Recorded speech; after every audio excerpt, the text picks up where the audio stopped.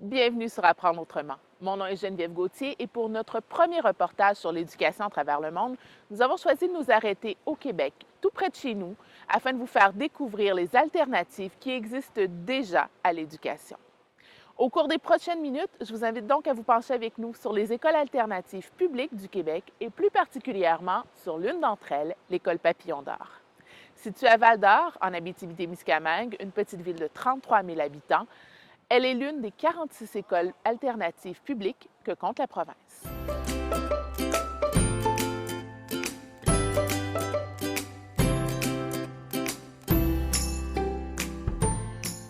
C'est 85 élèves de la maternelle à la 6e année qui chaque jour franchissent les portes de cette école qui sort de l'ordinaire.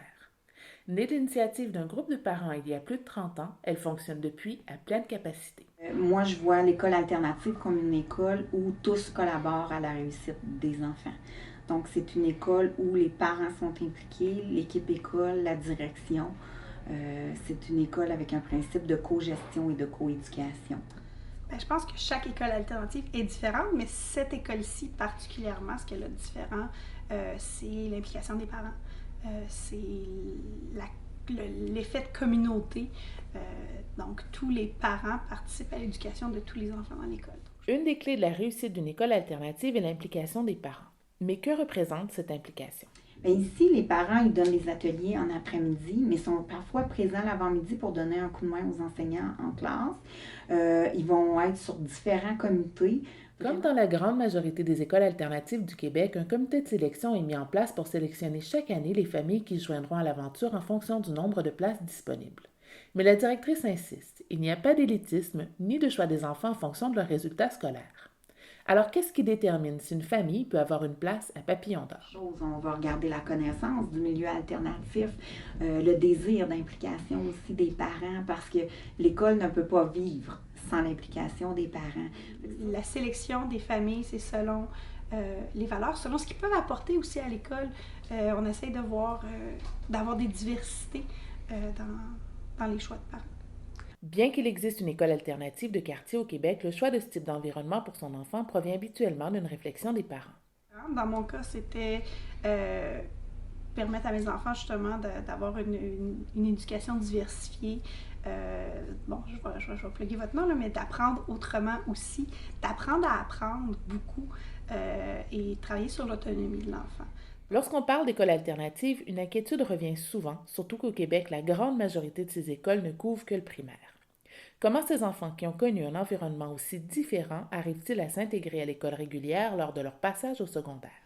Quand on regarde nos résultats, nos élèves qui finissaient en 6e année avec des notes de 80%, exemple, poursuivent avec des résultats de 80% au secondaire, même dans les matières qui ne sont pas enseignées ici systématiquement. Et, les études prouvent que les élèves qui partent des écoles alternatives vers les écoles secondaires sont pas meilleurs, sont pas moins bons que les élèves du régulier, mais ils vont poursuivre leurs études. Selon les statistiques, le taux de décrochage des élèves qui partent d'une école alternative est autour de 0%. Au Québec, c'est environ 7 200 enfants qui fréquentent une école alternative publique et 355 enseignants qui y travaillent. Bien qu'elles doivent respecter les objectifs du programme de formation de l'École québécoise du ministère de l'Éducation et de l'Enseignement supérieur, les journées s'y déroulent bien différemment. Euh, Quand ils arrivent le matin, la première demi-heure est consacrée en foyer, donc de la maternelle à la 6e année, avec leur enseignante tuteur. Ce sont 22 élèves environ par groupe. Ils choisissent l'horaire de l'après-midi. Donc, il y a un tableau dans lequel les parents ont inscrit les ateliers qu'ils voulaient donner avec le groupe d'âge ciblé, le nombre d'élèves. Et là, les enfants font un choix. S'il y a des activités qui s'offrent à eux, ça se peut très bien qu'il n'y ait rien pour eux. Donc, ils doivent se mettre à l'horaire, on appelle ça du TP pour du temps personnel. Ils avancent dans les différentes matières. Ils peuvent se choisir de la lecture. Ils ont différents choix. Ensuite, de 9h à 11h20, il y a de l'enseignement.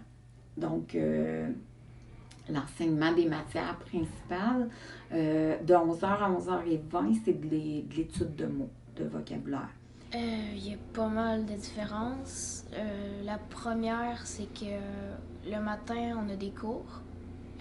L'après-midi, on a des ateliers. Donc, dans le fond, les parents, ils peuvent on a comme un horaire en ligne. Fait qu'on choisit parmi ces ateliers-là le matin. Le jeudi aussi, on a une affaire qui s'appelle les passions du jeudi. Au début, on choisit notre passion du jeudi, puis on fait ça pendant je sais pas combien de temps, puis à chaque jeudi, puis on fait un bloc d'1 heure à chaque jeudi. J'aime ça pouvoir choisir ce que je fais dans ma journée. Ça m'encourage plus à aller à l'école. Il arrive que les ateliers offerts en après-midi soient animés non pas par un parent, mais par un des élèves de l'école. Lors de notre passage, Édouard, 8 ans, sous la supervision de son papa, en proposait un. Moi, j'organise un atelier de soccer pour les 3, 4, 5, 6. Parce que moi, j'aime ça à nouer.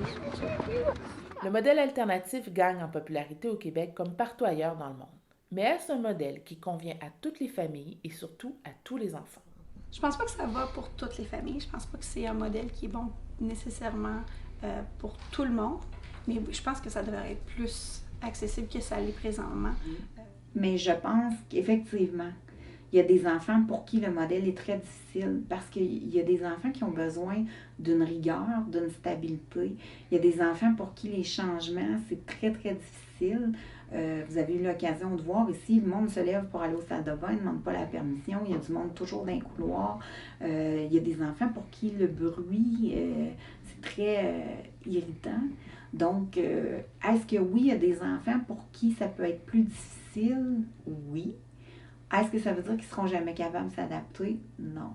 Un des critères de l'école alternative, atteindre le plein potentiel de l'enfant, peu importe son défi. Au Québec, les écoles alternatives publiques sont membres du REPAC, le réseau des écoles publiques alternatives du Québec, et sont intégrées aux commissions scolaires. À l'heure actuelle, il existe donc peu de statistiques sur leurs résultats et leurs impacts, les chiffres existants découlant d'études internes menées par ces écoles. Bien que chacune ait sa propre couleur, elles partagent une vision commune, s'adapter aux besoins individuels des enfants afin de leur permettre de développer leur plein potentiel. Si vous souhaitez en apprendre plus sur Papillon d'Or, je vous invite à consulter notre blog au a-autrement.ca. Merci de votre écoute et on se retrouve bientôt pour de nouvelles découvertes sur le monde de l'éducation. L'école, c'est que les récréations, puis aussi, qu'est-ce que j'aime, ça peut être le tourniquet quand je serai en 3e année. Puis, moi, qu'est-ce que j'aime beaucoup, c'est que les parents offrent des ateliers aux enfants à l'école. Qu'est-ce que j'aime le plus à l'école, c'est les récréations et jouer au module. Qu'est-ce que j'aime le plus à l'école, c'est la récréation puis les cours. Qu'est-ce que j'aime le plus, c'est les ateliers à l'école puis quand on va jouer dehors.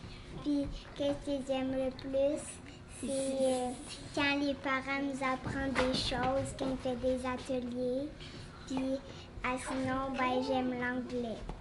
Mon activité préférée, c'est les cours, puis quand les parents viennent donner des ateliers à l'école.